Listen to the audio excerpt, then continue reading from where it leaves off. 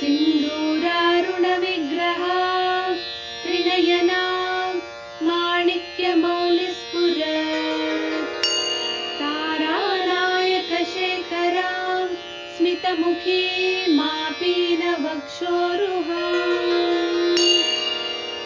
पाणिभ्यामलिपूर्णरत्नचषकं रक्तोत्पलं बिभ्रति सौम्यां रत्नघटस्थरक्तचरणां ध्यायेत्।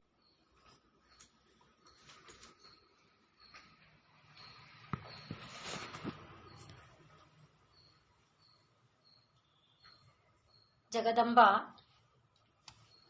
ನಾದರೂಪಳಾಗಿ, ಅವಳೇ ನಾಮರೂಪಳಾಗಿ, ನಾದವೇ ನಾಮ ಮತ್ತು ರೂಪ ಅಂದ್ರೆ ಆಕಾರ ಮತ್ತು ಹೆಸರು ಉಳ್ಳದ್ದಾಗಿ ವಿಶ್ವರೂಪವನ್ನ ಹೇಗೆ ತಳೀತು, ಅದರಿಂದ ನಾದರೂಪ, ನಾದರೂಪದಲ್ಲಿರುವಂತಹ ತಾಯಿ ಅಂದ್ರೆ ಯಾವ ನಾದ?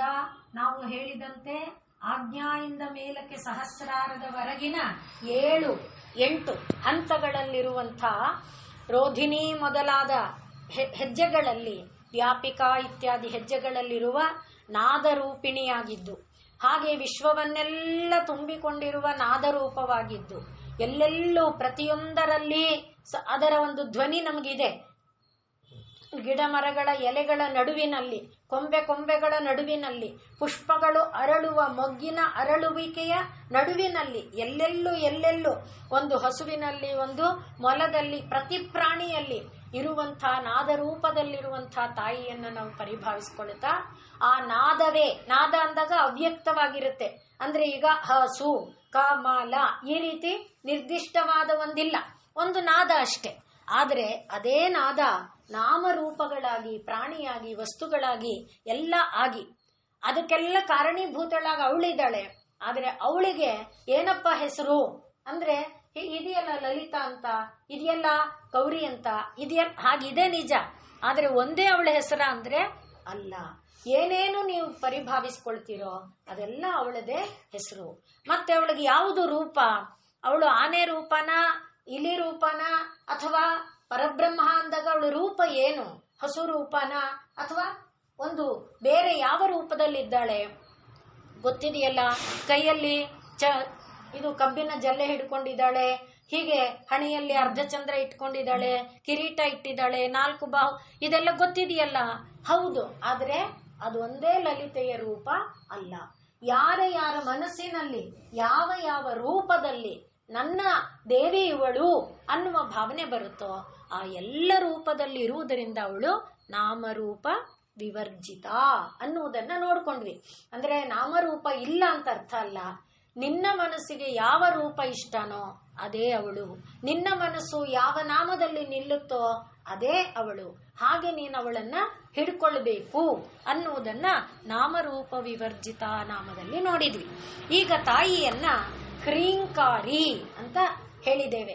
ಹ್ರೀಂಕಾರಿ ಎನ್ನುವುದನ್ನ ಹಿಂದೆ ಭುವನೇಶ್ವರಿ ಎಂಬ ನಾಮದಲ್ಲೇ ನಾವು ಭುವನೇಶ್ವರಿಯ ನಾಮಕ್ಕೆ ಬೀಜ ಅದು ಅಂತ ಹೇಳಿದ್ದೇವೆ.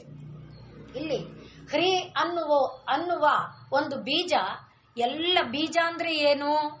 ದೊಡ್ಡದಾಗಿ ವಿಕಾಸಗೊಳ್ಳುವ ಎಲ್ಲ ಶಕ್ತಿಯನ್ನ ಸಂಗ್ರಹವಾಗಿ ಇಟ್ಟುಕೊಂಡಿರೋದನ್ನ ಬೀಜ ಅಂತ ಹೇಳ್ತೇವೆ.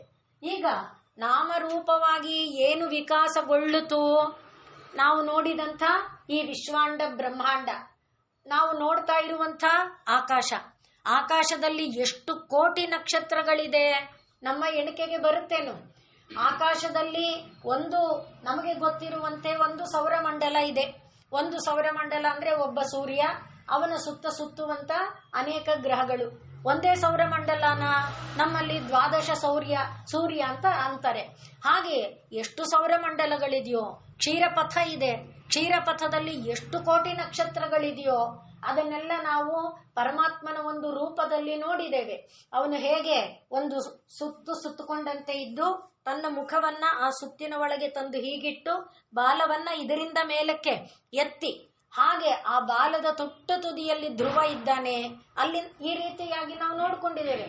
ಹಾಗೆ ಯಾವುದು ಪರಮಾತ್ಮ ಅಲ್ಲ, ಶಿಂಶುಮಾರ ರೂಪ ಪರಮಾತ್ಮನ ರೂಪ. ಆ ರೀತಿಯಲ್ಲಿ ಆಕಾಶದಲ್ಲಿ ಬೆಳಗುತ್ತಾ ಇರುವಂಥ ಎಲ್ಲ ನಕ್ಷತ್ರಗಳು, ಎಲ್ಲ ಗ್ರಹ ತಾರೆಗಳು, ಅಲ್ಲಿರುವಂತಹ ಭಾನುಮಂಡಲಗಳು, ಸೌರಮಂಡಲಗಳು, ಏನೇನಿದೆಯೋ, ಯಾವ್ಯಾವ ಲೋಕಗಳಿದೆಯೋ ಅದನ್ನು ನಾವು ಮೊನ್ನೆ ಭುವನೇಶ್ವರಿಯಲ್ಲಿ ಹೇಳ್ಕೊಂಡಿದ್ದೇವೆ ಯಾವ ಲೋಕಗಳಿದೆ ಅಂತ. ವಿದ್ಯಾಧರ ಲೋಕ, ಕಿನ್ನರ ಲೋಕ, ಗಂಧರ್ವ ಲೋಕ, ಯಕ್ಷಲೋಕ, ಜನೋಲೋಕ, ತಪೋಲೋಕ, ಹೀಗೆ ಲೋಕಗಳು.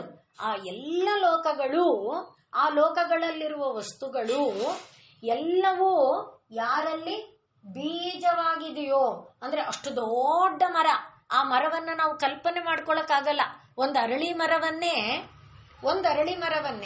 ಒಂದು ಆಲದ ಮರವನ್ನೇ ನಾವು ಕಲ್ಪನೆ ಮಾಡಕ್ಕಾಗಲ್ಲ. ಆಲದ ಮರದಲ್ಲೇ ನಿಂತಿದ್ರು, ಮರದ ಬುಡದಲ್ಲಿ ನಿಂತಿದ್ರು, ಅಥವಾ ಮರದಿಂದ ಆಚೆ ನಿಂತಿದ್ರು. ಏರಿಯಲ್ ವ್ಯೂ ತಗೊಳ್ತೀವಿ ಅನ್ನೋಣ. ಏರಿಯಲ್ ವ್ಯೂ ತಗೊಂಡ್ರೆ ಮೇಲಿನದು ಕಾಣುತ್ತೆ, ಬೊಡ್ಡೆದು ಕಾಣಲ್ಲ. ಬೊಡ್ಡೆಯಿಂದ ನೋಡಿದ್ರೆ ಹೀಗಿರೋದು ಕಾಣುತ್ತೆ, ಮೇಲಿಂದ ಕಾಣಲ್ಲ. ಅಂದ್ರೆ ಒಂದು ಮರದ ಆಮೂಲಾಗ್ರ ದರ್ಶನ ಇಲ್ಲ. ಇನ್ನು ಒಳಗಡೆ ಹರಡಿರುವ ಬೇರುಗಳು, ಮೇಲೆ ಕೊಂಬೆಗಳು ಎಷ್ಟು ಹರಡಿದೆಯೋ, ಕೊಂಬೆಗಳಲ್ಲಿ ಎಷ್ಟು ಎಲೆಗಳಿದೆಯೋ ಹಾಗೆ ಕೆಳಗೆ ಬೇರು ಅಷ್ಟೇ ಇದೆ. ಬೇರುಗಳು ಹಾಗೆ ಹರಡಿರುತ್ತೆ. ಮರ ದೊಡ್ಡದಾದಷ್ಟು ಬೇರು ದೊಡ್ಡದಾಗಿರುತ್ತೆ. ಅದು ನಮ್ಮ ಕಲ್ಪನೆಗೆ ಬರಬೇಕು. ಹಾಗೆ ಅದರಲ್ಲಿ ಕೂದಲುಗಳಂತೆ ಒಂದೊಂದು ಬೇರಲ್ಲೂ ರಾಶಿ ಬೇರುಗಳಿರುತ್ತೆ. ಹೇಗೆ ಮೇಲೆ ಕೊಂಬೆನಲ್ಲಿ ಕೊಂಬೆಗಳ ಕಡ್ಡಿಗಳು ಇರುತ್ತೆ, ವಿಕಾಸಗೊಂಡಿರುತ್ತೆ, ಆ ರೀತಿ. ಇದು ಚಿತ್ರ ಬರ್ತಾ ಇದೆಯಾ ಕಣ್ಣೊಳಗೆ? ಆ ರೀತಿಯಲ್ಲಿ ಇರುವಂತ ಅಷ್ಟು ದೊಡ್ಡದು ಎಲ್ಲಿದೆ? ಬೀಜದೊಳಗಿದೆ. ಆ ರೀತಿ ಹ್ರೀ ಅನ್ನುವುದರ ಒಳಗೆ, ಹ್ರೀ ಅನ್ನುವುದು ಬೀಜ. ಈಗ ಆ ಬೀಜದೊಳಗೆ ಈ ಎಲ್ಲ ಇದೆ. ಅದಕ್ಕೋಸ್ಕರ ನಾ ಇಷ್ಟು ಪ್ರಯತ್ನ ಪಟ್ಟು ಹೇಳ್ತಿರೋದು. ಮೇಲಿರುವ ಮರವನ್ನ ಕಲ್ಪನೆ ಮಾಡ್ಕೊಂಡಂತೆ ಕೆಳಗಿರೋದು ಕಲ್ಪನೆ ಮಾಡಬೇಕು. ಯಾಕೆಂದ್ರೆ ಊರ್ಧ್ವ ಮೂಲಂ ಅಧೋಭಾವ ಅಲ್ವಾ? ಆದ್ರಿಂದ ಕೆಳಗಿನ ಬೇರು ನಿಮಗೆ ಕಲ್ಪನೆ ಬರಬೇಕು. ಬರೀ ಒಂದು ಯಾವುದೋ ತುಳಸಿ ಗಿಡನೋ ಯಾವುದನ್ನೋ ನಾವು ಮೇಲೆತ್ತಿದರೆ ಆ ತುಳಸಿ ಗಿಡದಲ್ಲೇ ಒಂದು ಉದ್ದವಾದ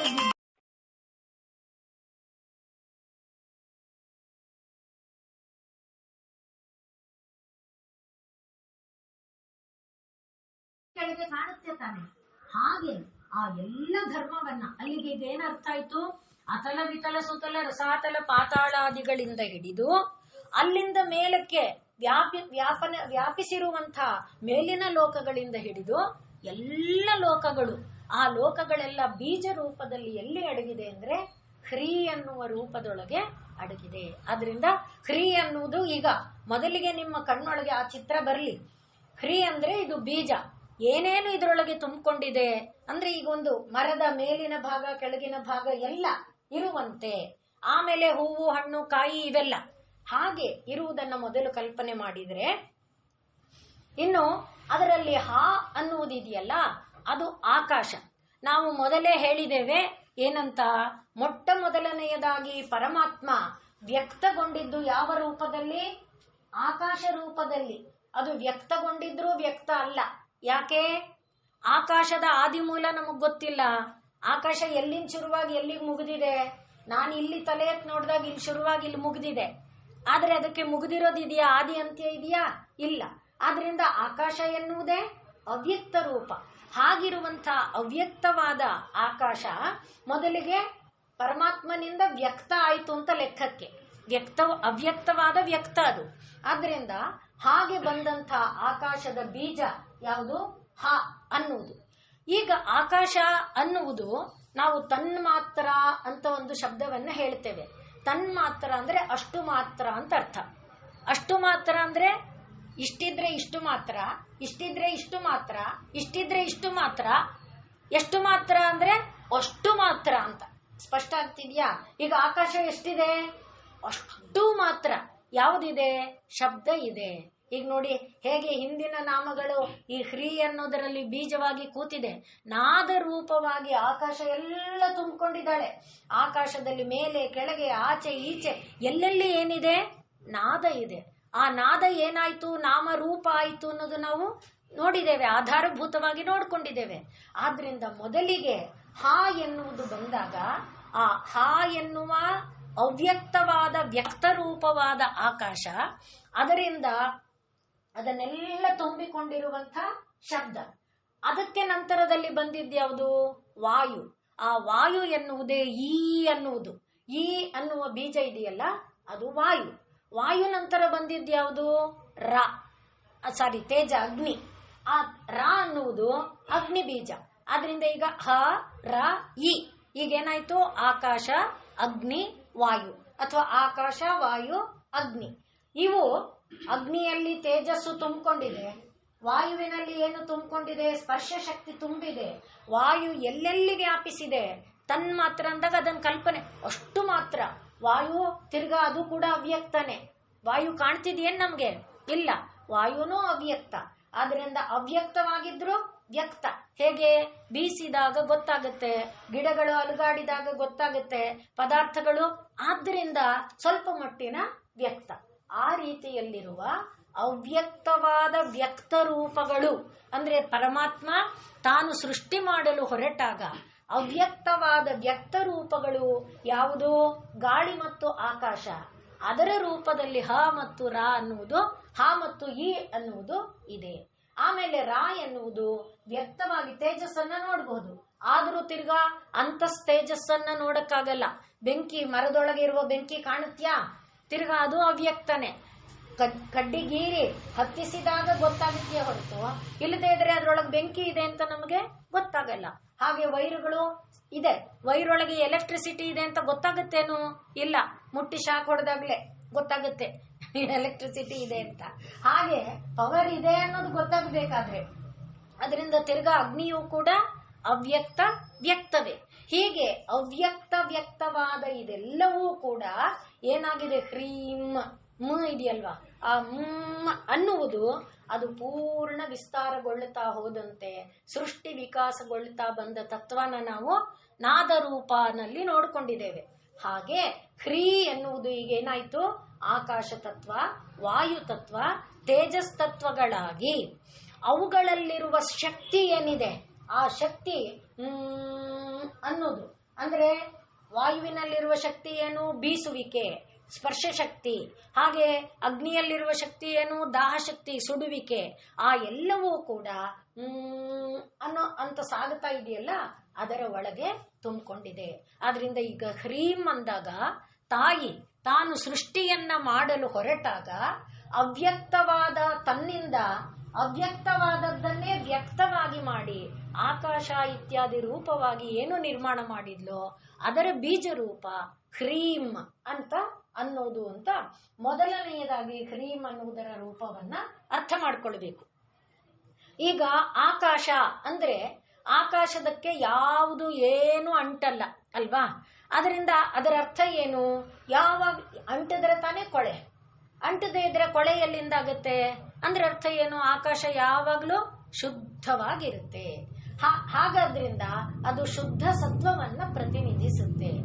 ವಾಯು ಹಾಗಲ್ಲ, ವಾಯು ಅಂಟದಿಲ್ಲ ನಿಜ, ಆದ್ರೆ ಯಾವುದರ ಮೇಲೆ ಬೀಸಿ ಬರುತ್ತೆ ಅದರಿಂದ ಒಳ್ಳೆದನ್ನ ತರುತ್ತೆ, ಯಾವುದರ ಮೇಲೆ ಬೀಸಿ ಬರುತ್ತೆ ಅದರಿಂದ ಕೆಟ್ಟದ್ದನ್ನು ಎಲ್ಲದನ್ನು ತರುತ್ತೆ. ಆದ್ರೆ ಅದಕ್ಕೆ ಅಂಟಲ್ಲ ನಿಜ. ಆದರೂ ಅದು ಇರೋದರಿಂದ ಅಲ್ಲೇನಿದೆ ಅದನ್ನ ರಜೋಗುಣ ಅಂತ ನಾವು ಇಟ್ಕೊಳ್ಬಹುದು. ಇನ್ನು ತೇಜಸ್ಸು ಏನ್ ಮಾಡುತ್ತೆ? ಎಲ್ಲಾನು ಸುಟ್ಟಾಕ್ತಿನ್ಬಿಡು ಅನ್ನೋ ತರಹ ಭಾವ ಇದ್ದಾಗ ಅದನ್ನ ತಮಸ್ಸಂತ ಇಟ್ಕೊಂಡ್ರೆ ಆಗೇನಾಯ್ತು? ಸತ್ವ, ರಜಸ್ಸು, ತಮಸ್ಸು ಈ ಮೂರು ಇಲ್ಲದೆ ಏನೂ ಇಲ್ಲ ಅನ್ನುವುದನ್ನ ಗೀತಾಚಾರ್ಯ ಹೇಳಿರೋದನ್ನ ನಾವು ಅನೇಕ ಬಾರಿ ನೋಡಿದ್ದೇವೆ. ನ ತದಸ್ತಿ ಪೃಥಿವ್ಯಾಂ ವಾ ದಿವಿ ದೇವೇಶು ವಾ ಪುನಃ ಸತ್ವಂ ಯದೇಭಿಹಿ ಪ್ರಕೃತಿಜೈಹಿ ಗುಣೈಹಿ ಮುಕ್ತಂ. ಈ ಮೂರು ಗುಣಗಳಿಂದ ಬಿಡುಗಡೆ ಹೊಂದಿರೋದು ಯಾವುದೂ ಇಲ್ಲ ಅನ್ನೋದು. ಆದ್ರಿಂದ ಈ ಸತ್ವರಜಸ್ ತಮಸ್ಸುಗಳು ಇದೆ. ಸತ್ವರಜಸ್ ತಮಸ್ಸುಗಳು ಯಾರ ಪ್ರತಿನಿಧಿ? ವಿಷ್ಣು, ಬ್ರಹ್ಮ, ಈಶ್ವರ. ಆದ್ರಿಂದ ಈಗ ಹ್ರೀಂ ಅನ್ನೋದರಲ್ಲಿ ಏನ್ ಬರ್ತಾ ಇದೆ ನೋಡಿ. ಮೊದಲಿಗೆ ನಾವು ಹೇಳಿದ್ದು ಆಕಾಶ, ವಾಯು, ತೇಜ ಆದ್ರು, ಸತ್ವರಜಸ್ ತಮಸ್ಸಾದ್ರು. ಈಗ ಯಾರು ಬಂದ್ರು? ಬ್ರಹ್ಮ, ವಿಷ್ಣು, ಈಶ್ವರರು ಬಂದ್ರು. ಆದ್ರಿಂದ ಹ್ರೀಂ ಅನ್ನೋದು ನೋಡುವುದಕ್ಕೆ ಬೀಜ ಅಷ್ಟೇ. ಅದರೊಳಗೀಗ ಅದರ ವಿಕಾಸದಲ್ಲಿ ಈಗ ಏನ್ ಕಾಣ್ತಾ ಇದೆ? ಬ್ರಹ್ಮ, ವಿಷ್ಣು, ಈಶ್ವರರು ಸೇರಿದ್ದಾರೆ. ಹಾಗಾಗಿ ಹ್ರೀಂ ಅನ್ನುವುದು ಬ್ರಹ್ಮ, ವಿಷ್ಣು, ಈಶ್ವರರನ್ನು ಕೂಡ ಪ್ರತಿನಿಧಿಸುತ್ತೆ. ಮತ್ತೆ ಬ್ರಹ್ಮ, ವಿಷ್ಣು, ಈಶ್ವರರಲ್ಲಿ ತಿರ್ಗ ನಾವು ಹೇಳ್ಕೊಂಡಿರೋದೇನು? ಇದೆಯಲ್ಲ, ಅದು ಬ್ರಹ್ಮನಲ್ಲಿ ಸೃಷ್ಟಿ ಮಾಡುವ ಶಕ್ತಿಯನ್ನ, ವಿಷ್ಣುವಿನಲ್ಲಿ ರಕ್ಷಣೆ ಮಾಡುವ ಶಕ್ತಿಯನ್ನ, ರುದ್ರನಲ್ಲಿ ಲಯ ಮಾಡುವ ಶಕ್ತಿಯನ್ನ ಅದು ಪ್ರತಿನಿಧಿಸುತ್ತೆ ಅಂತ ಹೋಗುವಂಥದ್ದು. ಹಾಗಾಗಿ ಹ್ರೀಂ.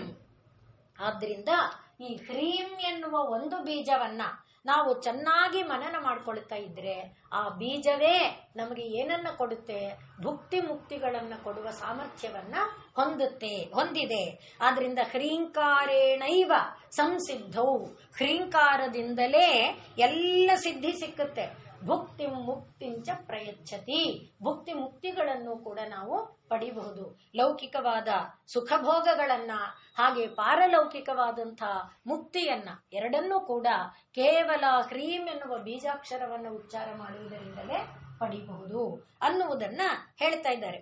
ಆದ್ರಿಂದಲೇ ಹ್ರೀಂಕಾರ ಅನ್ನುವುದನ್ನ ಹೇಳುವಾಗ ಹಕಾರ ಅನ್ನುವುದು, ಈಗ ಪ್ರತಿಯೊಬ್ಬ ವ್ಯಕ್ತಿಗೆ ಒಂದು ಶರೀರ ಇದೆ. ಈ ಶರೀರ ಸ್ಥೂಲ, ಎಲ್ಲರಿಗೂ ಕಾಣುತ್ತೆ. ಸ್ಥೂಲ ಅಂದ್ರೆ ಇಂದ್ರಿಯಗಳು ಗ್ರಹಿಸುವಂಥದ್ದು ಅಂತ, ಸೂಕ್ಷ್ಮ ಅಂದ್ರೆ ಇಂದ್ರಿಯಗಳು ಗ್ರಹಿಸಲಾರದ್ದು ಅಂತ. ಈಗ ಇಂದ್ರಿಯಗಳು ಗ್ರಹಿಸುವಂತ ಶರೀರ ನಮಗೆಲ್ಲರಿಗೂ ಇದೆ. ಆದ್ರಿಂದ ಇದು ಸ್ಥೂಲ. ಇಂದ್ರಿಯ ಗ್ರಹಿಸ್ತಾ ಇರೋದು ಯಾವುದು? ಚಿತ್ತ, ಮನಸ್ಸು, ಬುದ್ಧಿ, ನಾನು ಅನ್ನುವುದು. ಇದು ಇಂದ್ರಿಯಗಳು ನೋಡುತ್ತಾ ಇಲ್ಲ, ಅನುಭವಕ್ಕೆ ಬರುತ್ತೆ. ಆದ್ರಿಂದ ಚಿತ್ತ, ಮನಸ್ಸು, ಬುದ್ಧಿಗಳಿದೆಯಲ್ಲ, ಇದಕ್ಕೆ ಸೂಕ್ಷ್ಮ ಅಂತ ಅನ್ನಿಸ್ಕೊಳ್ಳುತ್ತೆ. ಈಗ ಸ್ಥೂಲ ಆಯ್ತು, ನಮ್ಮೊಳಗೆ ಸೂಕ್ಷ್ಮವಾದ ರೂಪ ಚಿತ್ತ, ಮನಸ್ಸು, ಬುದ್ಧಿ. ಅದಕ್ಕೂ ಒಳಗಡೆಗೆ ನಮ್ಮೊಳಗೆ ಏನಿದೆ? ಪ್ರಾಣ ಇದೆ ಅಲ್ವಾ? ಆ ಪ್ರಾಣದಿಂದ ಇದೆಲ್ಲವೂ ಚಟುವಟಿಕೆಯನ್ನ ಹೊಂದಿದೆ. ಪ್ರಾಣಕ್ಕೆ ಎಲ್ಲಿಂದ ಬಲ ಇದೆ? ಆತ್ಮ ಚೈತನ್ಯದಿಂದ ಪ್ರಾಣಕ್ಕೆ ಬಲ ಇದೆ. ಅದು ಕಾಣ್ತಾ ಇದೆಯೋ? ಇಲ್ಲ. ಆ ಅನುಭವಕ್ಕೆ ಬರ್ತಾ ಇದೆಯೋ ಚೈತನ್ಯ? ಇಲ್ಲ. ಸೂಕ್ಷ್ಮತರ, ಅದು ಸೂಕ್ಷ್ಮತರ ಪ್ರಾಣ. ಆದರೆ ಸೂಕ್ಷ್ಮತಮ ಯಾವುದು? ಆತ್ಮ ಚೈತನ್ಯ. ಅಂದ್ರೆ ಒಂದೇ ಶರೀರದಲ್ಲಿ ಎಷ್ಟು ಶರೀರ ಆಯ್ತು? ಸ್ಥೂಲ ಶರೀರ, ಸೂಕ್ಷ್ಮ ಶರೀರ, ಸೂಕ್ಷ್ಮತರ ಶರೀರ, ಸೂಕ್ಷ್ಮತಮ ಶರೀರ. ಹಾಗೆಯೇ ದೇವಿಯಲ್ಲೂ ಕೂಡ ಸ್ಥೂಲ ಶರೀರ ಅಂದ್ರೆ, ಈಗ ನಾವು ಹೇಳಿದ್ವಲ್ಲ, ಯಾವ ತಾಯಿ ಯಾವ ಕೈಯಲ್ಲಿ ಕಬ್ಬಿನ ಜಲ್ಲೆಯನ್ನ ಹಿಡಿದಿದ್ದಾಳೆ, ಪಾಶಾಂಕುಶಗಳನ್ನ ಹಿಡಿದಿದ್ದಾಳೆ, ಇತ್ಯಾದಿಯಾದ ಒಂದು ಚಿತ್ರವನ್ನ ಇಟ್ಕೊಂಡಿದ್ದೇವಲ್ಲ, ಅದು ಸ್ಥೂಲ ಶರೀರ. ಆದ್ರಿಂದ ತಾಯಿಗೆ ಆ ಸ್ಥೂಲ ರೂಪ ಇದೆ. ಆದ್ರೆ ತಾಯಿಗೆ ಅದೇ ರೂಪನಾ ಅಂದ್ರೆ ಇಲ್ಲ, ಅವಳಿಗೆ ಸೂಕ್ಷ್ಮವಾದ ರೂಪ ಇದೆ. ಆ ಸೂಕ್ಷ್ಮ ರೂಪ ಯಾವುದು ಅಂದ್ರೆ ಮಂತ್ರ ರೂಪ ಅಥವಾ ಸ್ತೋತ್ರ ರೂಪ. ಈಗ ನಾವು ಹೇಳುವಂತ ಓಂ ಶ್ರೀಮಾತಾ, ಶ್ರೀ ಮಹಾರಾಜ್ಞಿ, ಶ್ರೀಮತ್ ಸಿಂಹ, ಹಾಗೆ ಹೇಳುವಂತ ಸ್ತೋತ್ರ ಅವಳಿಗೆ ಸೂಕ್ಷ್ಮ ರೂಪ. ಆ ಮಂತ್ರ ಸ್ತೋತ್ರಗಳನ್ನ ನಾವು ಹೇಳುವಾಗ ಸ್ತೋತ್ರಗಳಲ್ಲಿ ಇರುವ ಶಕ್ತಿ ಇದೆಯಲ್ಲ, ನಾವು ಆ ಶಕ್ತಿಯನ್ನ ಭಾವಿಸಿಲ್ಲ. ಆ ಶಕ್ತಿಯನ್ನ ಭಾವಿಸಿದರೆ ಅದು ಸೂಕ್ಷ್ಮ ತರ. ಆ ಸ್ತೋತ್ರದಿಂದ ದೇವಿಯನ್ನ ನಾವು ಕಾಣುವ ಪ್ರಯತ್ನ ಮಾಡಿದರೆ ಅದು ಸೂಕ್ಷ್ಮ ತರ. ಇನ್ನು ಅವಳನ್ನ ನಾವು ಪಡೆಯೋದಿದೆಯಲ್ಲ, ಅಂದ್ರೆ ಅವಳನ್ನ ಪಡೆದಾಗ ನಮ್ಮ ಶರೀರದಲ್ಲಿ ಉಂಟಾಗುವ ರೋಮಾಂಚಾದಿಗಳು, ಸದಾ ಕಾಲದಲ್ಲಿರುವಂತಹ ನೆಮ್ಮದಿ, ಶಾಂತಿ, ತೃಪ್ತಿ, ಆನಂದ, ಸಂತೋಷ, ನಮ್ಮ ಬಳಿಗೆ ಬಂದವರಿಗೆಲ್ಲ ಆ ಆನಂದದ ವಿತರಣೆ, ಇದೆಲ್ಲ ಏನೇನೋ ಅನುಭವ ಇದೆಯಲ್ಲ, ಅದು ಯಾವುದು ಕೂಡ ಮತ್ತೆ ಗೊತ್ತಾಗುವಂಥದ್ದಲ್ಲ. ದೇವಿಯನ್ನ ಕಂಡವನ ಒಂದು ಅನುಭೂತಿ, ಅದು ಸೂಕ್ಷ್ಮ ತಮ. ಹೀಗೆ ದೇವಿಯಲ್ಲಿ ನಾವು ಕಾಣುವಂಥ ಸ್ಥೂಲ, ಸೂಕ್ಷ್ಮ, ಸೂಕ್ಷ್ಮತರ, ಸೂಕ್ಷ್ಮತಮ ರೂಪಗಳು ಎಲ್ಲಿದೆ? ಹಕಾರ, ರೇಫ, ಈಕಾರ, ಅನ್ನುವುದರಲ್ಲಿ ಇದೆ. ಅದನ್ನ ಹಕಾರೋ ಸ್ಥೂಲ ದೇಹ ಸ್ಯಾತ್. ಹಕಾರ ಎಂಬುದು ದೇವಿಯ ಸ್ಥೂಲ ದೇಹ. ಸ್ಥೂಲ ದೇಹ ಅಂದಾಗ ಆಕಾಶನ ಕಲ್ಪನೆ ಮಾಡಿ. ಆಕಾಶ ಎಷ್ಟು ದೊಡ್ಡದೋ ಅಷ್ಟು ದೊಡ್ಡದು ದೇವಿಯ ಶರೀರ. ಆದ್ರಿಂದ ಹಕಾರ ಸ್ಥೂಲ ದೇಹ ಸ್ಯಾತ್. ರಾ ಅನ್ನುವುದು ಏನಂತ ಹೇಳಿದೀವಿ? ಅಗ್ನಿ, ತೇಜಸ್ ಅಂದಿದ್ದೇವೆ. ಅಂದ್ರೆ ಶಕ್ತಿ, ಕ್ರಿಯಾಶಕ್ತಿ. ಆದ್ರಿಂದ ರಕಾರ ಸೂಕ್ಷ್ಮ ದೇಹಕಃ. ತಾಯಿಯ ನೋಟ ಮಾತ್ರದಿಂದ ಎಲ್ಲ ಭೂತಗಳು ಕ್ರಿಯೆಯನ್ನ ಮಾಡುತ್ತೆ. ಬ್ರಹ್ಮ, ವಿಷ್ಣು, ಈಶ್ವರರು ಸೃಷ್ಟಿ ಸ್ಥಿತಿಯಾದಿಗಳನ್ನ ಮಾಡುವುದು ಕೇವಲ ಕಣ್ಣೋಟ ಮಾತ್ರದಿಂದ.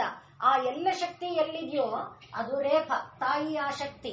ಆ ರಕಾರ ಎಂಬುದು ಸೂಕ್ಷ್ಮ ದೇಹಕಃ. ಈಕಾರ ಯಾವುದದು? ಕಾರಣಾತ್ಮ. ಕಾರಣಾತ್ಮ ಅಂದ್ರೆ ನಮ್ಮಲ್ಲಿ ಲಿಂಗ ಶರೀರ ಅಂತಾರೆ. ನಾವು ಅದನ್ನ ಅಂದ್ರೆ ಅದೇ ನಮಗೆ ಜನ್ಮ ಜನ್ಮಗಳನ್ನ ಕೊಡುವಂಥದ್ದು. ಆದ್ರಿಂದ ಲಿಂಗ ಶರೀರ, ಸೂಕ್ಷ್ಮ ಶರೀರ, ಅದೇ ಕಾರಣ ಶರೀರ. ಆ ರೀತಿಯಲ್ಲಿ ಕಾರಣಾತ್ಮ ಆಗಿರುವುದು ಯಾವುದು ಅಂದ್ರೆ ಈಕಾರ. ಅಂದ್ರೆ ಅದನ್ನ ಪ್ರಾಣ ಅಂತ ಇಟ್ಕೊಳ್ಳೋಣ. ಪ್ರಾಣ ರೀತಿಯಲ್ಲಿ ಅದು ಸೂಕ್ಷ್ಮತರ ಅಂತ ಹೇಳಿದ್ವಲ್ಲ, ಆ ರೀತಿಯಲ್ಲಿ ದೇವಿಯಲ್ಲಿ ಈಕಾರ ಎಂಬುದು ದೇವಿಯ ಸೂಕ್ಷ್ಮತರ ಸ್ವರೂಪವನ್ನ ಪ್ರತಿನಿಧಿಸುತ್ತೆ. ಇನ್ನು ಅನ್ನುವುದು ಅವಳ ಸಮಸ್ತ ಸ್ವರೂಪವನ್ನ, ಆಮೂಲಾಗ್ರ ರೂಪವನ್ನ ಪ್ರತಿನಿಧಿಸುತ್ತೆ. ಹೀಗೆ ಹ್ರೀಂಕಾರ ಎಂಬುದು ಈ ರೀತಿಯಲ್ಲಿ ಹ್ರೀಂಕಾರೋಹಂ ತುರೀಯಕಂ, ಯಾವುದು ಜಾಗೃತ, ಸ್ವಪ್ನ, ಸುಷುಪ್ತಿ, ಯಾವುದು ವಿಶ್ವ, ತೈಜಸ, ಪ್ರಾಜ್ಞ, ಯಾವುದು ಸತ್ವ, ರಜಸ್ಸು, ತಮಸ್ಸು, ಇದೆಲ್ಲ ಭುವನೇಶ್ವರಿಲಿ ನೋಡಿದೀವಿ. ಆ ಎಲ್ಲವನ್ನ ಮೀರಿದ ತುರೀಯದ ನೆಲೆಯನ್ನ ಅನ್ನುವುದು ತೋರಿಸುತ್ತೆ. ಹೀಗೆ ಹ್ರೀಂ ಅನ್ನುವುದು ಏನಾಯ್ತು, ಅದರಿಂದೇ ಭುವನೇಶ್ವರಿ ಬೀಜ ಅಂದಿದ್ದು.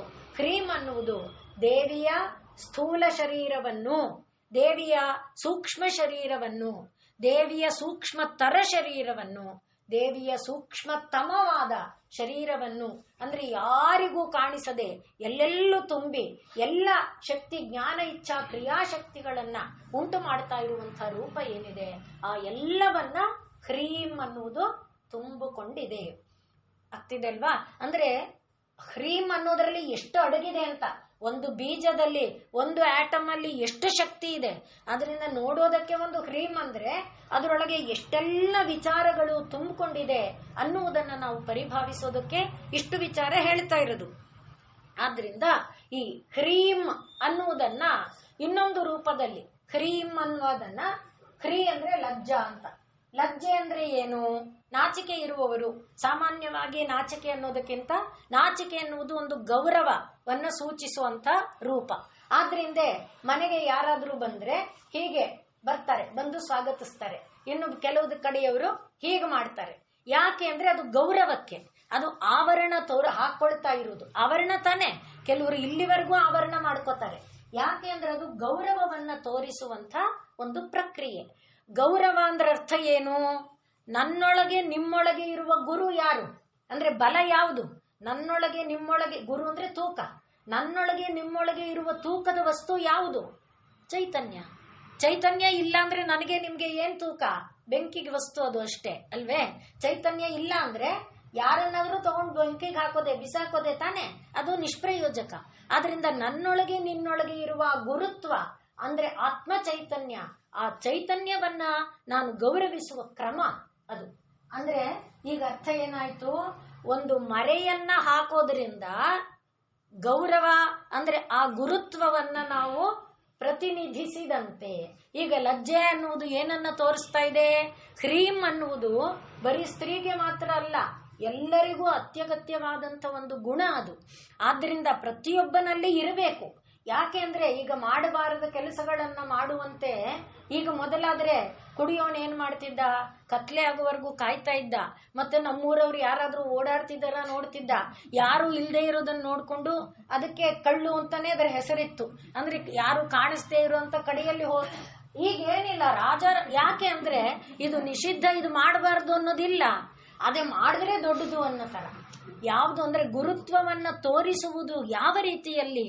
ಹ್ರೀಂ ಅನ್ನೋದು ನೋಡಿ, ಆ ನನ್ನ ನಿನ್ನ ಎಲ್ಲರ ಒಳಗಿರುವ ಆ ಗುರುತ್ವವನ್ನ ಪ್ರಕಟಪಡಿಸುವ ಆ ಆವರಣ ಏನಿದೆ, ಇವೆಲ್ಲ ಆವರಣಗಳ ಹಾಕೊಂಡು ಬಂದಿರೋದು ಯಾರಿಗೋಸ್ಕರ? ಒಳಗಿರುವ ಆ ಆತ್ಮ ಚೈತನ್ಯಕ್ಕೋಸ್ಕರ. ಇದು ಆ ಆತ್ಮ ಚೈತನ್ಯದ ಗೌರವವನ್ನ ತೋರಿಸ್ತಾ ಇದೆ. ಇದರ ಗೌರವವನ್ನ ತೋರ್ಸಕ್ಕೆ ನಾವು ಇದೆಲ್ಲ ಇಟ್ಕೊಂಡಿದ್ದೇವೆ, ರೀತಿ ನೀತಿಗಳನ್ನ ಇಟ್ಕೊಂಡಿದ್ದೇವೆ, ಧರ್ಮ ಕರ್ಮಗಳನ್ನ, ಇದೆಲ್ಲ ಆವರಣಗಳೇ. ಯಾವುದು? ಧರ್ಮ ಕರ್ಮಗಳ ಆವರಣ, ವೇಷಭೂಷಗಳು ಆವರಣ. ಯಾವುದರ ಆವರಣ? ಒಳಗಿರುವ ಆತ್ಮ ಚೈತನ್ಯದ ಆವರಣ. ಆವರಣವನ್ನ ಏನಂತ ಕರೀತಾರೆ? ಹ್ರೀಂ ಅಂತ ಕರೀತಾರೆ. ಅಲ್ಲಿಗೆ ನಾವು ಹೊತ್ತಿಕೊಂಡಿರುವಂತ ಈ ಎಲ್ಲ ಆವರಣಗಳು ನಮ್ಮ ರಕ್ಷಣೆಗೆ, ಈಗ ನಮ್ಮೊಳಗೆ ಇರುವಂತ ಮೂಳೆ, ರಕ್ತ, ಮಾಂಸ, ಮೇಧ ಯಾವುದಕ್ಕೂ ಈ ಚರ್ಮ ಅನ್ನೋ ಆವರಣ ಇರ್ಲಿಲ್ಲ ಅಂದ್ರೆ ಸೇಫ್ ಆಗಿರಕ್ ಸಾಧ್ಯನಾ?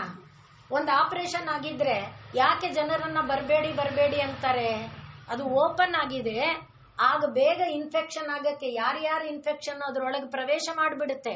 ಯಾಕೆ ಓಪನ್ ಇದೆ, ಎಲ್ಲರ ಇದು ಬರಕ. ಅದಕ್ಕೋಸ್ಕರ ಪರಮಾತ್ಮ ಎಂಥ ಆವರಣ ಹಾಕಿಟ್ಟಿದ್ದಾನೆ. ಆದ್ರಿಂದ ಅದಕ್ಕೆ ಇದು ಗುರು ಅಂದ್ರೆ ಆ ಗುರುತ್ವವನ್ನ ಗಮನಿಸಿ. ಆ ರೀತಿಯಲ್ಲಿ ನಮ್ಮ ಒಳಗಿನ ತತ್ವಗಳನ್ನ ಬೇರೆಯ ಒಂದು ಕ್ರೂರ ಪ್ರಾಣಿಗಳ, ಬೇರೆ ನಿಷಿದ್ಧ ರೀತಿ ನೀತಿಗಳ ಪ್ರಭಾವ ನಮ್ಮ ಮೇಲಾಗದಂತೆ, ಬೇರೆ ನಿಷಿದ್ಧವಾದ ಪ್ರಭಾವಗಳು ನಮ್ಮ ಮೇಲಾಗದಂತೆ ಹಾಕಿರುವ ಆವರಣಗಳು, ಆ ಆವರಣಗಳಲ್ಲಿ ನಮ್ಮ ಚರ್ಮ ಇತ್ಯಾದಿಗಳನ್ನ ಬಿಡಿ. ಈಗ ನಮ್ಮಲ್ಲಿರುವಂತಹ ಆಚಾರ ವಿಚಾರಗಳು, ಆಹಾರ ವ್ಯವಹಾರಗಳು, ವೇಷಭೂಷಗಳು ಅದು ಕೂಡ ಎಲ್ಲಿಗೆ ಸೇರುತ್ತೆ? ಹ್ರೀಂ ಅನ್ನುವ ತತ್ವದೊಳಗೆ ಸೇರುತ್ತೆ. ಆದ್ರಿಂದ ಈಗ ನಾವು ನಮ್ಮ ವೇಷಭೂಷವನ್ನ ಗೌರವಿಸಬೇಕೋ ಬೇಡವೋ? ವೇಷಭೂಷ ಇಲ್ಲದೆ ಬೀದಿನಲ್ಲಿ ತಿರುಗಬೇಕೋ? ಇದನ್ನ ಯೋಚನೆ ಮಾಡೋದಾದ್ರೆ ಎಂಥ ಒಂದು ಮಹತ್ತತ್ವವನ್ನ ನಾವು ಗಾಳಿಗೆ ಹಾರಿ ಬಿಟ್ಟಿದ್ದೇವೆ ಅನ್ನೋದನ್ನ ನಾವು ಗಮನಿಸಿಕೊಳ್ಬೇಕು. ತಾಯಿ ಆ ರೂಪದಲ್ಲಿ ಲೋಕಕ್ಕೆ ತನ್ನ ಮರ್ಯಾದೆಯನ್ನ ಉಳಿಸ್ತಾ ಲೋಕ ಮರ್ಯಾದೆಯನ್ನು ಉಳಿಸುವ ರೀತಿಯಲ್ಲಿ ಇವೆಲ್ಲವನ್ನ ಕರುಣಿಸಿಕೊಟ್ಟಿದ್ದಾಳೆ. ಹಾಗಾಗಿ ಹ್ರೀಂ ಅನ್ನುವುದು ಆ ಒಂದು ಲಜ್ಜಾ ಆವರಣ. ಇನ್ನು ಎಷ್ಟು ವಿಶೇಷ ಅಂದ್ರೆ, ಆವರಣ ಇಲ್ಲ ಅಂದರೆ ಯಾವುದು ಬೆಳೆಯಲ್ಲ. ನೋಡಿ, ಬೆಳಿಬೇಕಾದ್ರೆ ಆವರಣ ಇರಬೇಕು, ಹೌದಾ? ಬೀಜ ನಾನು ಇಲ್ಲೇ ಇರ್ತೀನಿ ಅಂದ್ರೆ ಬೆಳೆಯುತ್ತೋ ಮೊಳೆಯುತ್ತೋ? ಇಲ್ಲ. ನಾನು ಸೇರೊಳಗೆ ಇರ್ತೀನಿ, ಪಾವೊಳಗೆ ಇರ್ತೀನಿ, ಪಾತ್ರೆ ಒಳಗೆ ಇರ್ತೀನಿ ಅಂದ್ರೆ ಏನಿಲ್ಲ. ನಾನು ಮಣ್ಣೊಳಗೆ ಹೋಗ್ತೀನಿ ಅನ್ಬೇಕು. ಮಣ್ಣೊಳಗು ಹೋಗಿ ಮರೆಯಾದ್ರೆ ತಾನೇ ಅದು ಸೃಷ್ಟಿ ಆಗಕ್ಕಾಗತ್ತೆ. ಅದರಿಂದ ಆವರಣ ಎನ್ನುವುದು ಸೃಷ್ಟಿ ತತ್ವ. ಈಗ ನೋಡಿ, ನೆಕ್ಸ್ಟ್ ಸ್ಟೆಪ್ ಬಂದಿದ್ದೇವೆ. ಅದನ್ನೇ ದೇವರ ಇದರಲ್ಲಿ ಹೇಳುವಾಗ ಪ್ರಪಂಚ ಸೃಷ್ಟ್ಯುನ್ಮುಖ ಲಾಸ್ಯಕಾಯೈ, ತಾಯಿ ಪ್ರಪಂಚವನ್ನ ಸೃಷ್ಟಿ ಮಾಡುವುದಕ್ಕೆ ಉನ್ಮುಖಳಾಗಿ ಅವಳು ಲಾಸ್ಯವನ್ನ ಮಾಡ್ತಾ ಇದ್ದಾಳೆ. ಸಂಸಾರ ಸಂಹಾರಕ ತಾಂಡವಾಯ ನಮಜ್ಜನನ್ಯೈ ನಮದೇ ಜಗದೇಕ ಪಿತ್ರೆ ಜಗಜ್ಜನನ್ಯೈ ಜಗದೇಕ ಪಿತ್ರೆ ನಮಃ ಶಿವಾಯೈ ಚ ನಮಃ ಶಿವಾಯ. ಅಂದ್ರೆ ಸೃಷ್ಟಿ ಉನ್ಮುಖ ಆಗ್ಬೇಕಾದ್ರೆ ಏನಿರ್ಬೇಕು? ಆವರಣ ಎಂಬುದು ಇರಬೇಕು. ಆ ಆವರಣ ಯಾರು? ತಾಯಿ. ಆದ್ರಿಂದ ಹ್ರೀಂ ಅನ್ನುವ ಆವರಣ ಶಕ್ತಿ ಸೃಷ್ಟ್ಯುನ್ಮುಖ ಲಾಸ್ಯಕಾಯೈ. ಈ ಸಂದರ್ಭ ಬಂದಿದ್ರಿಂದ ಹೇಳ್ತೇನೆ, ಮೇಲ್ಮುಖವಾದ ತ್ರಿಕೋಣ ನಾವು ಯಾವುದೇ ದೇವರನ್ನ ಇಡಬೇಕಾದ್ರೆ ಅಥವಾ ಮನೆ ಮುಂದೆ ಪ್ರಧಾನವಾಗಿ ದೇವರು ಅಂದ್ರೆ ಒಂದು ಮಂಡಲ ಬರಿಬೇಕಾದ್ರೆ ಈ ಷಟ್ಕೋಣ ಬರೀತೇವಲ್ಲ, ಅದರಲ್ಲಿ ಮೇಲ್ಮುಖವಾದ ತ್ರಿಕೋಣ ಈ ಸೃಷ್ಟಿಯ ಉನ್ಮುಖತೆಯನ್ನ ತೋರಿಸುತ್ತೆ. ಕೆಳಮುಖದ ತ್ರಿಕೋಣ ಏನನ್ನ ತೋರಿಸುತ್ತೆ? ಸಂಸಾರ ಸಂಹಾರಕ ತಾಂಡವಾಯ. ಅಂದ್ರೆ ಇಲ್ಲಿ ಶಿವ ಇದ್ದಾನೆ, ಶಕ್ತಿ ಇದ್ದಾಳೆ, ಶಕ್ತಿ ಇದ್ದಾನೆ, ಶಕ್ತಿ ಇದ್ದಾಳೆ, ಶಿವ ಇದ್ದಾನೆ. ಶಿವಶಕ್ತಿಯರ ಏಕಾತ್ಮ ರೂಪ ಅಂದ್ರೆ ಸೃಷ್ಟಿ ಸ್ಥಿತಿ ಲಯಗಳ ಈ ಮಧ್ಯದಲ್ಲಿ ಇದೆಯಲ್ಲ ಷಟ್ಕೋಣ, ಮಧ್ಯದಲ್ಲಿ ಹೆಕ್ಸಗನ್. ಆ ಹೆಕ್ಸಗನ್ ಏನಿದೆ ಅದು ಸ್ಥಿತಿಕಾರಕವಾದ ನೆಲೆ. ಅದು ಇದು ತ್ರಿಕೋಣ ಉನ್ಮುಖ ಮೇಲ್ಮುಖಕ್ಕೆ ಇದೆ, ಸೃಷ್ಟಿಗೆ ಕಾರಣ.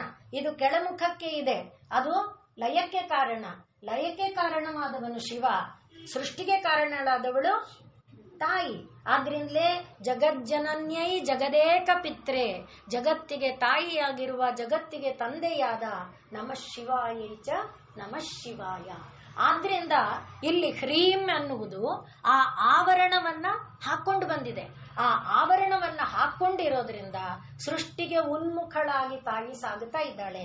ಆ ಸೃಷ್ಟಿಯಲ್ಲಿ ಏನೇನು ಸೃಷ್ಟವಾಗಿದೆ ಅದೆಲ್ಲವೂ ಕೂಡ ತಾಯಿಯದೇ, ತಾಯಿಯ ಕೃಪೆಯಿಂದಲೇ ವಿಕಾಸಗೊಂಡಿರುವಂಥದ್ದು ಅನ್ನುವುದನ್ನ ಹ್ರೀಂ ಅಂತ ಹೇಳುತ್ತೆ. ಆದ್ರಿಂದ ನಾವು ಓಂ ಹ್ರೀಂ ಅನ್ನುವುದನ್ನ ಎಷ್ಟು ಸಾಧ್ಯ, ಅಥವಾ ಓಂ ಶ್ರೀ ಹ್ರೀಂಕಾರ್ಯೈ ನಮಃ ಅನ್ನುವುದನ್ನ ಎಷ್ಟು ಸಾಧ್ಯ ಅಷ್ಟು ಜಪಿಸಿದರೆ ನಮಗೆ ಪ್ರಪಂಚದಲ್ಲಿ ಯಾರಿಂದಲೂ ಯಾವುದರಿಂದಲೂ ಭಯ ಇಲ್ಲ, ಭೀತಿ ಇಲ್ಲ. ಯಾಕೆಂದ್ರೆ ತಾಯಿ ಎಲ್ಲ ಕಡೆ ಆವರಣ ಹಾಕಿಟ್ಟಿದ್ದಾಳೆ. ಅವಳ ಒಂದು ರಕ್ಷಾ ಕವಚದ ಒಳಗೆ ನಮ್ಮನ್ನ ಕಾಪಿಡ್ತಾ ಇದ್ದಾಳೆ. ಆದ್ರಿಂದ ಓಂ ಶ್ರೀ ಹ್ರೀಂಕಾರ್ಯೈ ನಮಃ ಅನ್ನುವುದನ್ನ ಜಪಿಸ್ತಾ ಇದ್ರೆ ಜನನ ಮರಣಗಳ ಭಯವಿಲ್ಲ. ನಮ್ಗದು ಬೇಡ, ನಾವು ಬದುಕಿರ್ಬೇಕು, ನಾವು ಚೆನ್ನಾಗಿರ್ಬೇಕು. ಆಯ್ತು, ಅದಕ್ಕೂ ಕೂಡ ತಾಯಿಯ ಶ್ರೀರಕ್ಷೆ ಎಂಬುದು ಸದಾ ಕಾಲ ಇದೆ. ಯಾವ ಭೂತ ಪ್ರೇತ ಪಿಶಾಚಾದಿಗಳಿಂದ ಹಿಡಿದು ಯಾವುದರ ಒಂದು ಬಾಧೆಯೂ ಕೂಡ ಬಾಧಿಸದೇ ಇರುವಂತೆ ಮಾಡುವಂಥದ್ದು ಈ ಹ್ರೀಂಕಾರಿ ಅನ್ನುವ ನಾಮ. ಆದ್ರಿಂದಲೇ ಬೀಜಾಕ್ಷರವನ್ನಾದರೆ ಜಪಿಸುವುದಕ್ಕೆ ನೀತಿ ನಿಯಮಾವಳಿಗಳಿದೆ, ಮಡಿ ಹುಡಿ ಆಚಾರ ವಿಚಾರಾದಿಗಳು ಇದೆ.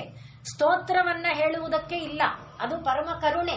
ಆದ್ರಿಂದಲೇ ಹ್ರೀಂಕಾರ್ಯೈ ನಮಃ, ಹ್ರೀಂಕಾರ್ಯೈ ನಮಃ ಅನ್ನುವ ಇದನ್ನ ಹೇಳ್ತಾ ಇದ್ರೆ ಆ ಬೀಜ ಶಕ್ತಿ ಏನಿದೆ ಅದು ತಾನೇ ವಿಕಾಸಗೊಂಡು ತನ್ನ ಒಂದು ಶಕ್ತಿಯನ್ನ ತಾನು ಕೊಡುತ್ತೆ.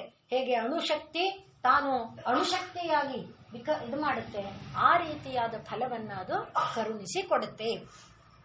ಆದ್ದರಿಂದ ಈಗ ಇಷ್ಟೆಲ್ಲ ಹೇಳಿದ್ರಿಂದ ನಾವು ಹೇಗೆ ತಾಯಿಯನ್ನ ಹಿಡ್ಕೊಳ್ಳೋದು? ನೀವು ಏನೋ ಹೇಳ್ತಿದ್ದೀರಿ, ನಾವು ಕೇಳಿಸ್ಕೊತಿದೀವಿ, ನಮ್ಮ ಮನಸ್ಸು ಎಲ್ಲೋ ಹೋಗ್ತಾ ಇದೆ, ನಾವು ಏನೋ ಚಿಂತೆಯಲ್ಲಿ ಇದ್ದೇವೆ ಅನ್ನೋ ತರಹ ಇದ್ದರೂ ಆ ಚಿಂತೆನೇ ಹಿಡ್ಕೊಂಡ್ರೆ ದೇವಿ ಸಿಗ್ತಾಳೆ ಅಂತ ಇಲ್ಲಿ ಹೇಳ್ತಿರೋದು. ಯಾವ್ದನ್ನ ನೀವು ನೋಡ್ತಿದ್ದೀರೋ ಅದನ್ನೇ ಹಿಡ್ಕೊಳ್ಳಿ, ಅದು ದೇವಿಯನ್ನ ತೋರಿಸುತ್ತೆ. ಈ ಮಣೆನ ನೋಡ್ತಾ ಇದ್ದೀರಾ, ಈ ಮಣೆನೇ ನೋಡ್ತಾ ಇರಿ, ಅದೇ ದೇವಿ ಹತ್ರ ಕರ್ಕೊಂಡೋಗುತ್ತೆ. ಈ ಮಣೆ ನೋಡ್ತಾ ಇದ್ದೀರಾ, ಬಾಗಿಲು ನೋಡ್ತಾ ಇದ್ದೀರಾ, ಕಿಟಕಿ ನೋಡ್ತಾ ಇದ್ದೀರಾ, ಈ ಒಂದು ಇದನ್ನ ಕಪಾಟು ನೋಡ್ತಾ ಇದ್ದೀರಾ, ಸೋಫಾ ನೋಡ್ತಾ ಇದ್ದೀರಾ, ಎಲ್ಲದರ ಒಳಗೆ ಏನ್ ಕಾಣ್ತಾ ಇದೆ ನಿಮ್ಗೆ? ಮರ ಮರ ಮರ ಕಾಣ್ತಾ ಇದೆ ತಾನೆ. ಅಂದ್ರೆ ರೂಪಗಳು ಬೇರೆ ಆಯ್ತು, ಕಪಾಟು ಬೇರೆ ಆಯ್ತು, ಬಾಗಿಲು ಬೇರೆ ಆಯ್ತು, ಬಾಗಿಲು ವಾಡ ಬೇರೆ ಆಯ್ತು, ಕಿಟಕಿ ಬೇರೆ ಆಯ್ತು, ಬರೆಯೋ ಮಣೆ ಬೇರೆ ಆಯ್ತು, ಎಲ್ಲ ಬೇರೆ ಆಯ್ತು. ನಾವು ಕೂತಿರುವ ಸೋಫಾ ಬೇರೆ ಆಯ್ತು ಆಕಾರದಲ್ಲಿ, ಅದರ ಒಳಗೆ ಮರ ಮರ ಮರ ತಾನೇ ಕಾಣ್ತಾ ಇದೆ. ಮರ ಬಿಟ್ಟು ಬೇರೆ ಕಾಣ್ತಾ ಇದೆಯೋ? ಬಾಗಿಲು ಅಂತ ಕಂಡ್ರು ಮರ ಕಾಣ್ತಾ ಇದೆ ತಾನೆ, ಕಿಟಕಿ ಅಂತ ಕಂಡ್ರು ಆ ರೀತಿಯಲ್ಲಿ ಈಗ ನಾವು ನೋಡ್ತಾ ಇರುವ ವಸ್ತುಗಳನ್ನ ಪ್ರಸನ್ನಾಕ್ಷಿ, ಲಲಿತ ಯಾರ್ಯಾನೋ ನೋಡ್ತಾ ಇದೀವಲ್ಲ, ಅವರ ಮೂಲಕ ನೀ ಯಾರನ್ನ ನೋಡ್ಬೇಕು? ಪರಮಾತ್ಮನನ್ನ. ಒಂದು ಅದರೇನು ಹಿಡ್ಕೊ ಅಂತ ಹ್ರೀಂ ಅಂತ ಹೇಳುವಾಗ ನೀ ಏನನ್ನ ನೋಡ್ತಿದ್ದಿ? ಗಿಡನ ನೋಡ್ತಿದ್ರೆ ಗಿಡನೇ ಹಿಡ್ಕೋ, ಅದು ನಿನ್ನನ್ನ ತಾಯಿಯ ಬಳಿಗೆ ಕರ್ಕೊಂಡು ಹೋಗ್ಬೇಕು. ಯಾಕೆಂದ್ರೆ ತಾಯಿ ಅಲ್ಲದ್ದು ಯಾವುದೂ ಇಲ್ಲ. ಹೇಗೆ ಈಗ ಇದು ಮರ ಅಲ್ಲದೆ ಇಲ್ವಲ್ಲ, ಹಾಗೆ ಚಿನ್ನದ ಆಭರಣ, ಮಣ್ಣಿನ ಮಡಕೆ, ಕುಡಿಕೆ ಯಾವುದೇ ತಗೊಳ್ಳಿ, ಮಣ್ಣಿಂದ ತಯಾರಾಗಿದ್ಮೇಲೆ ಅದನ್ನ ಟೆರ್ರಾಕೊಟ್ಟಾನೆ, ಅದನ್ನ ಮಣ್ಣು ಅಂತಾನೆ ಹೇಳಬೇಕು, ಅದನ್ನ ಬಿಟ್ಟು ಬೇರೆ ಏನು ಹೇಳಕ್ಕಾಗುತ್ತೆ? ಆ ರೀತಿಯಲ್ಲಿ ನಾವು ದೇವಿಯನ್ನ ಕಾಣೋಕ್ಕೆ ಬೇರೆ ಕಣ್ಣು, ನಮಗೆ ಹೊಸದಾದ ಕಣ್ಣು ಬೇಕಿಲ್ಲ. ನೋಡ್ತಾ ಇರುವುದನ್ನೇ ಹಿಡ್ಕೊಂಡಿದ್ರೆ ದೇವಿ ಅದರೊಳಗೆ ತಾನು ಕಾಣ್ತಾಳೆ. ಯಾವ ರೂಪದಿಂದ? ಈಗ ಮರದಲ್ಲಿ ಏನಿದೆ? ಮೊದಲು ಮರದ ಒಂದು ಚರ್ಮ ಇದೆ, ಆ ಮರದ ಚರ್ಮವನ್ನ ಭೇದಿಸಿಕೊಂಡು ಬಂದ್ರೆ, ಹಾಗೆ ಕಾಂಡದಿಂದ ಒಳಗೆ ಬಂದ್ರೆ, ಮೇಲಕ್ಕೆ ಸಾಗಿದ್ರೆ ಹೂವಿದೆ, ಹೀಚಿದೆ, ಕಾಯಿದೆ, ಆಮೇಲೆ ಹಣ್ಣಿದೆ, ಹಣ್ಣೊಳಗಡೆ ಬೀಜ ಇದೆ. ಅಲ್ಲಿಗೆ ಮರ ನಿಮ್ಮನ್ನ ಬೀಜದವರೆಗೆ ಕರ್ಕೊಂಡು ಹೋಯ್ತಾ? ಅದೇ ರೀತಿಯಲ್ಲಿ ತಾಯಿಯನ್ನ ಕಾಣಬೇಕು ಅನ್ನುವ ಹಂಬಲ ಇರುವವನು ಈ ಹ್ರೀಂ ಅನ್ನುವ ಬೀಜ ಒಂದನ್ನ ಹಿಡ್ಕೊಂಡ್ರೆ, ಹ್ರೀಂ ಅನ್ನುವ ಬೀಜ ಯಾವ ಯಾವ ಆವರಣಗಳನ್ನ ಹಾಕೊಂಡು, ಯಾವ ಯಾವ ನಾಮದಿಂದ, ಯಾವ ಯಾವ ರೂಪದಿಂದ ದೇವಿ ಬಂದಿದ್ದಾಳೆ, ಆ ದೇವಿಯ ಎಲ್ಲ ಸ್ವರೂಪಗಳನ್ನ ಏನು ತೋರಿಸ್ತಾ ಇದೆ, ಆ ಎಲ್ಲವನ್ನ ಬಿಚ್ಚಿಕೊಡುವುದರ ಮೂಲಕ ದೇವಿಯನ್ನ ನಮಗೆ ತೋರಿಸಿಕೊಡುತ್ತೆ.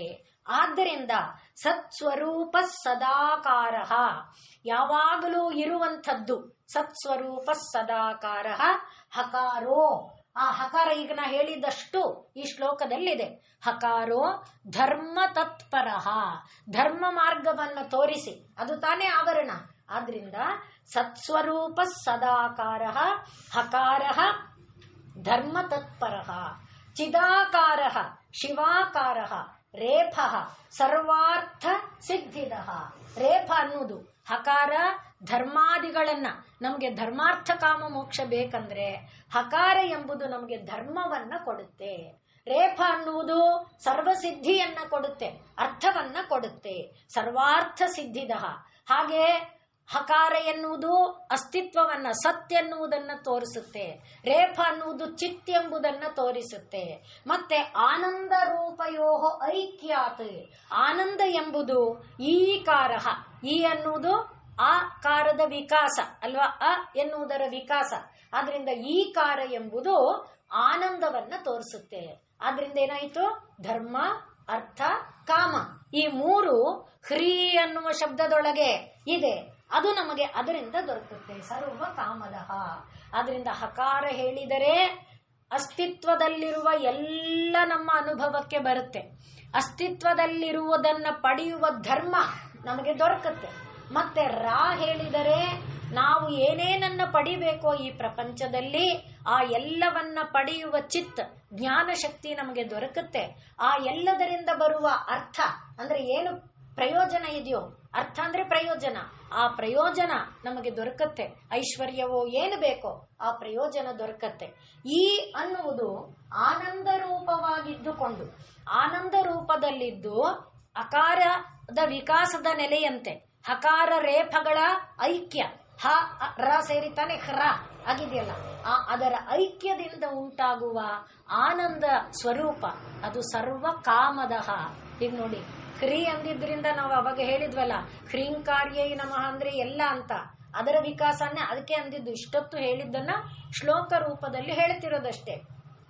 ಸತುಚಿತ್ ಆನಂದ ಅನ್ನುವುದರ ಜೊತೆಯಲ್ಲಿ ಧರ್ಮ ಅರ್ಥ ಕಾಮಗಳೂ ಕೂಡ ಹ್ರೀ ಅನ್ನುವ ಶಬ್ದದ ಒಳಗೆ ಅಡಗಿಕೊಂಡಿದೆ.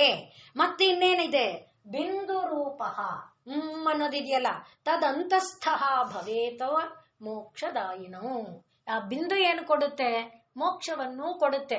ಮೋಕ್ಷ ಬೇಡ ನನಗೆ, ಧರ್ಮಾರ್ಥ ಕಾಮಗಳು ಸಾಕು, ನಾನು ಸುಖವಾಗಿ ಈ ಲೋಕ ಪರಲೋಕ ಆ ಲೋಕ ಈ ಲೋಕಗಳಲ್ಲಿ ಸಂಚರಿಸ್ತಾ ಆನಂದದಿಂದ ಆಯ್ತು, ಹ್ರೀ ಹೇಳ್ಕೊ, ಮೂ ಬೇಡ.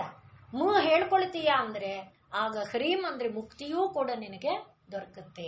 ಹಾಗಾಗಿ ಸಚ್ಚಿದಾನಂದ ರೂಪಂ ತತ್ ಪ್ರೋಕ್ತಂ ಬೀಜಂ ಮನೀಷಿಭಿಹಿ. ಆ ಬೀಜ ಯಾವುದಪ್ಪ ಅಂದ್ರೆ ಸಚ್ಚಿದಾನಂದ ರೂಪಂ ಯತ್ ಬ್ರಹ್ಮ ಪರಂ ಹ್ರೀಂ. ಆ ಪರಬ್ರಹ್ಮ ತತ್ವವೇ ಹ್ರೀಂ ಅನ್ನುವುದನ್ನ ಹ್ರೀಂ ಅನ್ನುವುದು ಈಗ ಎಷ್ಟನ್ನ ಒಳಗೊಂಡಿದೆ ಅನ್ನೋದು ನೋಡಿ. ಆದ್ರಿಂದ ಸಚ್ಚಿದಾನಂದ ರೂಪವನ್ನ, ಧರ್ಮಾರ್ಥ ಕಾಮ ಮೋಕ್ಷಗಳನ್ನ, ಆ ಎಲ್ಲವನ್ನೂ ಕೂಡ ಒಳಗೊಂಡು ಲೋಕವನ್ನ, ಲೋಕಾತೀತವನ್ನ, ನಾಮವನ್ನ, ರೂಪವನ್ನ, ನಾಮರೂಪಾತೀತವನ್ನ ಎಲ್ಲವನ್ನ ಒಳಗೊಂಡಿರುವಂಥದ್ದು ಈ ಹ್ರೀಂ ಅನ್ನೋದನ್ನ ತೋರಿಸ್ತಾ. ಈ ಹ್ರೀಂ ಅನ್ನುವುದರಲ್ಲಿ ಹ ರ ಇವನ್ನ ಮಾತ್ರ ಇಟ್ಕೊಂಡು ಈ ಹ ರ ಈ ಸೇರಿಸಿದ್ರೆ ಏನಾಗುತ್ತೆ? ಹರಿ. ಹರಿ ಬೇರೆ ಅಲ್ಲ, ದೇವಿ ಬೇರೆ ಅಲ್ಲ ಅಂತ ಹೇಳ್ತಾ ಇದ್ದಾರೆ. ಅಂದ್ರೆ ಹರಿ ಯಾರು ಅಂದ್ರೆ ಹರಿಯನ್ನ ನಾವು ಪರಬ್ರಹ್ಮ ಅಂತ ಏನ್ ಅನ್ಕೊಂಡಿದ್ದೇವೆ, ಅಲ್ಲಿ ನಾರಾಯಣಿ ಅನ್ನುವಾಗ ಹೇಳಿದ್ವಿ ಅಲ್ವಾ, ನಾರಾಯಣನ ಸೋದರಿ, ನಾರಾಯಣನ ಶಕ್ತಿ ಸ್ವರೂಪ ಅಂತ. ಆದ್ರಿಂದ ಹಕಾರವನ್ನ, ರೇಫವನ್ನ, ಈ ಅನ್ನ ಹೇಳಿದ್ರೆ ಯಾವ ಹರಿ ಎಂಬುದು ನಮಗೆ ಅನುಭವಕ್ಕೆ ಬರ್ತಾ ಇದೆಯೋ ಆ ಹರಿರೂಪ, ಹರಿರೂಪವೇ ತಾಯಿಯ ರೂಪವೂ ಕೂಡ ಆಗುತ್ತೆ.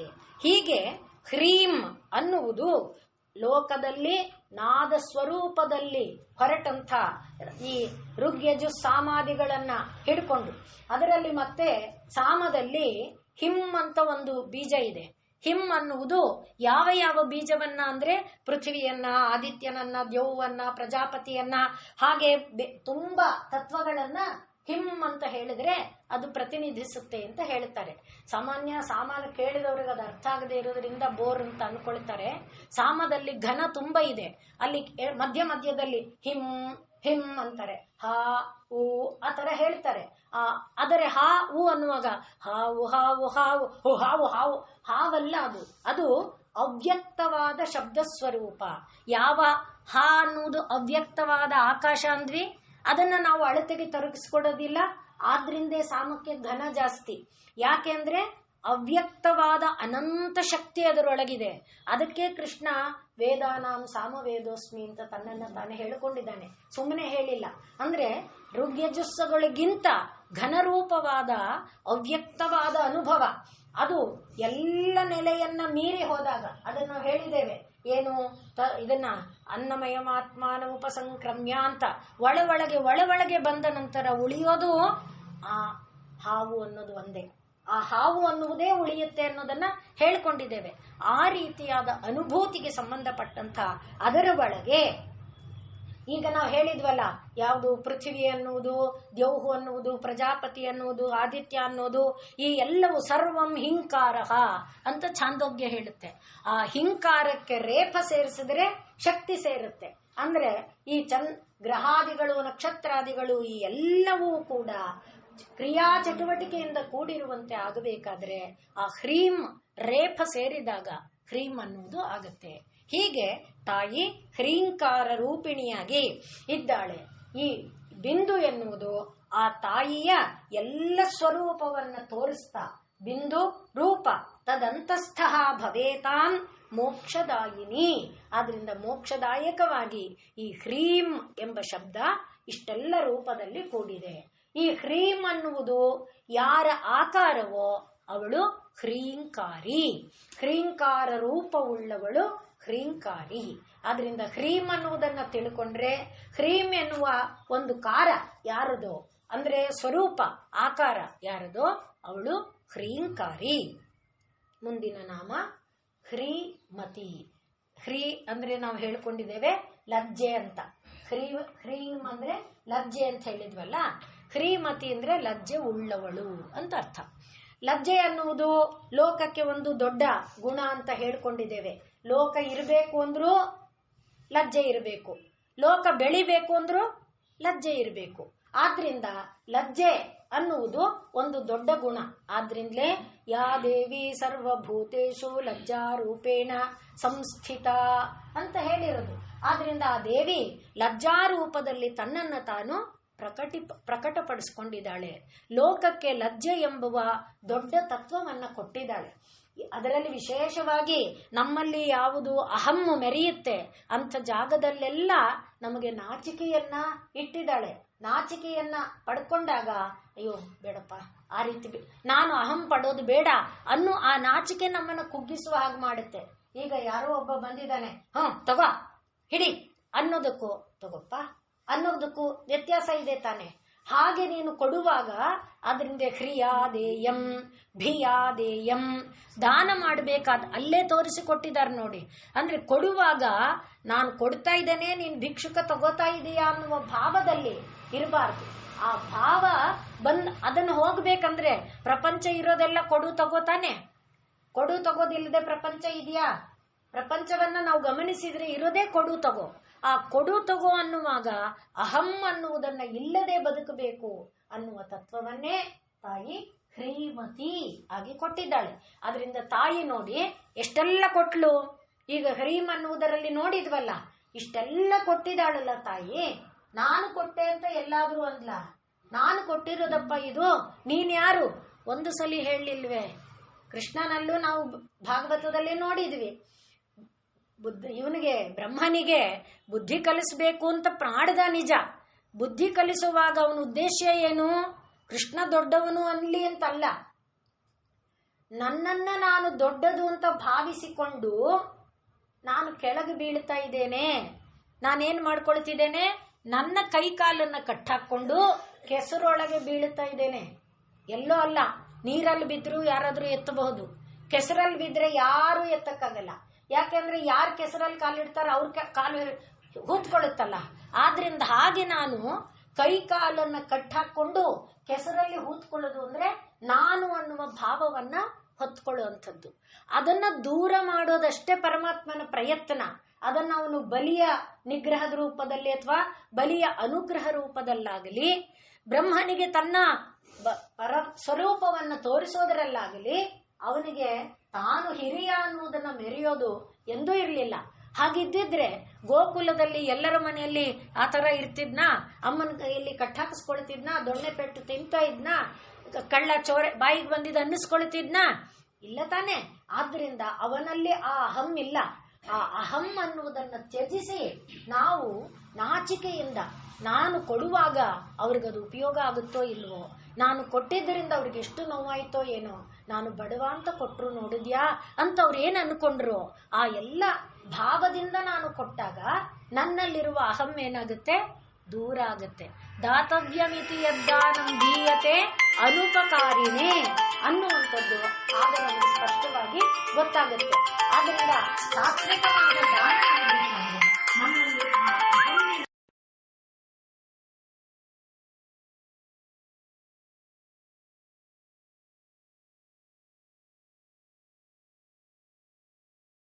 ಶ್ರೀಮತಿಯಾಗಿ ಆದ್ದರಿಂದ ಶ್ರೀಮತಿ ಅನ್ನುವಾಗಲೇ ಮೊದಲಿಗೆ ಹ್ರೀಂಕಾರದಲ್ಲಿ ಹೇಳಿಕೊಂಡಂತೆ ಮಾಡಬಾರದ ಕೆಲಸಗಳನ್ನ ಮಾಡುವಾಗ ನಾಚಿಕೆ ಇರಬೇಕು. ನಮಗೆ ನಾಚಿಕೆ ಯಾಕೆ ಬೇಕಂದ್ರೆ ಅಧರ್ಮವನ್ನ ಮಾಡುವಾಗ ಹೆದರಬೇಕು, ನಾಚಿಕೆ ಇರಬೇಕು.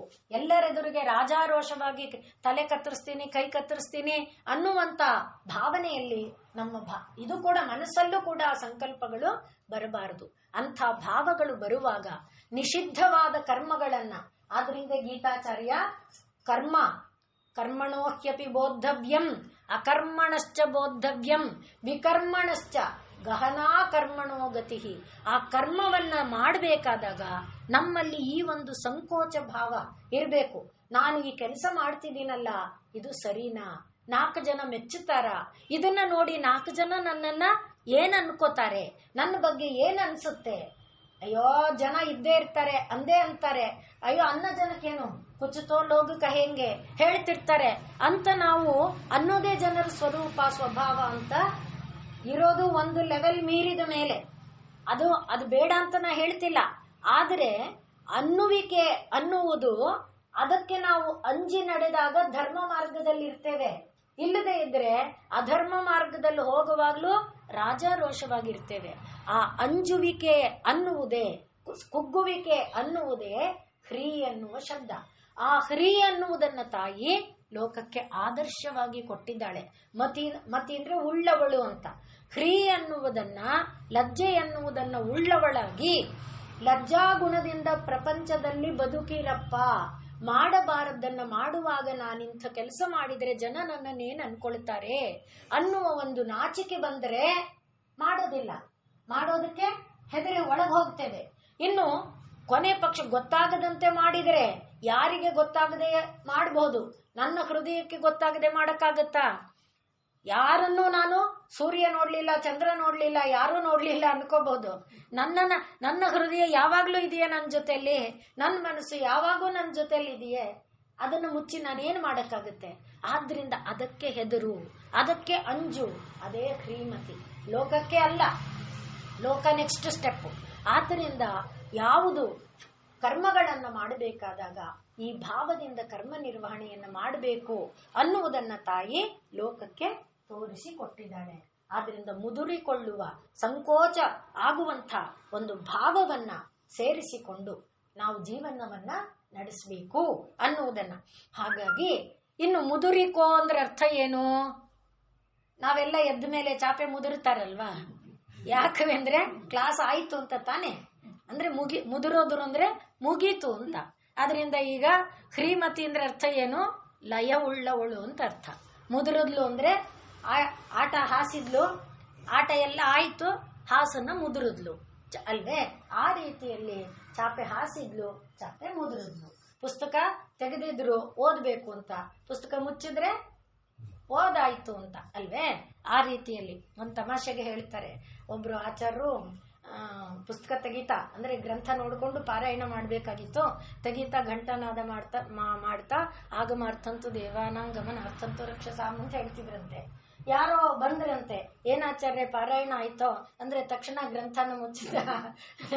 ಯಾನಿಕ ಇದು ಏನು ಲೋಪದೋಷಗಳಿದೆಯೋ ಅದೆಲ್ಲ ಅಚ್ಯುತಾಯ ನಮಃ, ಅನಂತಾಯ ನಮಃ, ಗೋವಿಂದಾಯ ನಮಃ, ಈಗ ಆ ರೀತಿಯಲ್ಲಿ ಬಿಚ್ಚಿದ್ದಾಯ್ತು, ಮುಚ್ಚಿದ್ದಾಯ್ತು. ತಾಯಿ ಹಾಗೆ ಬಿಚ್ಚುತ್ತಾಳೆ, ಮುಚ್ಚುತ್ತಾಳೆ. ಅದು ಶ್ರೀಮತಿ. ಇನ್ನು ಹೃದಯ ಈ ನಾಮದ ಜೊತೆಯಲ್ಲಿ ಇಲ್ಲ, ಹೃದಯ ಮತ್ತು ಹೇಯೋಪಾದೇಯ ವರ್ಜಿತಾಗೆ 9ನೇ ಅಧ್ಯಾಯ ಮುಗಿಯುತ್ತೆ. ರಾಜರಾಜಾರ್ಚಿತ ಅನ್ನುವುದರಿಂದ 10ನೇ ಅಧ್ಯಾಯ ಬರುತ್ತೆ. ಆದರೆ ನಾವು ತಿರ್ಗ ಮುಂದಿನ ವಾರಕ್ಕೆ 9ನೇ ಅಧ್ಯಾಯ ಮಂಗಳ ಮಾಡಬೇಕಾಗತ್ತೆ.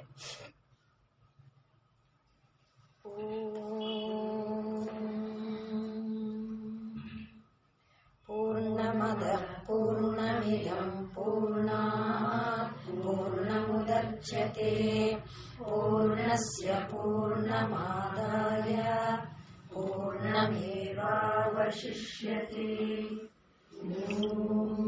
शान्ति शान्ति शान्तिः. सर्वे भवन्तु सुखिनः, सर्वे सन्तु निरामयाः, सर्वे भद्राणि पश्यन्तु, मा कश्चित् दुःखभाग् भवेत्.